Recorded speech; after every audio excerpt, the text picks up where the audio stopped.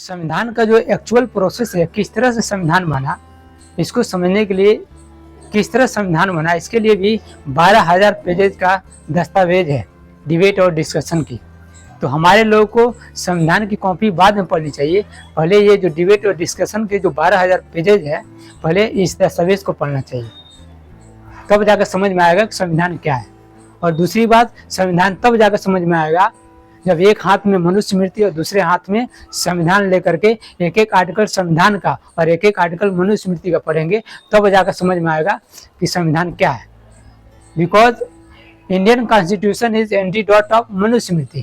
ये एंटीडॉट है मनुष्य मृत्यु का, क्योंकि मनुष्य मृत्यु कहती है कि तुम नीच जाति में पैदा हुए हो, इसलिए हम तुम्हें अधिकार नहीं देंगे। लेकिन बाबा साहब को संविधान कहता है कि तुम नीच जाति में पैदा हुए हो, इसलिए हम तुम्हें अधिकार दे रहे हैं।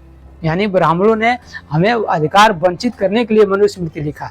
और बाबा साहब ने जो अधिकार वंचित थे उनको अधिकार बहाल करने के लिए भारतीय संविधान लिखा। फिर संविधान लिखने की बारी आई, और संविधान लिखने की बारी आई तो प्रस्ताव रखा गया कि संविधान की शुरुआत किस तरह की जाए।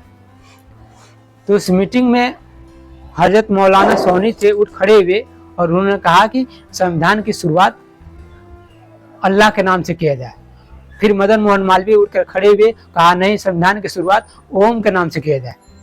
फिर एच.वी. कामत उठकर खड़े हुए और उन्होंने कहा नहीं, संविधान की शुरुआत ईश्वर के नाम से किया जाए। फिर बाबा साहब उठकर खड़े हुए और कहा कि संविधान की शुरुआत आदमी, लोग, इंसान के नाम से शुरू किया जाए।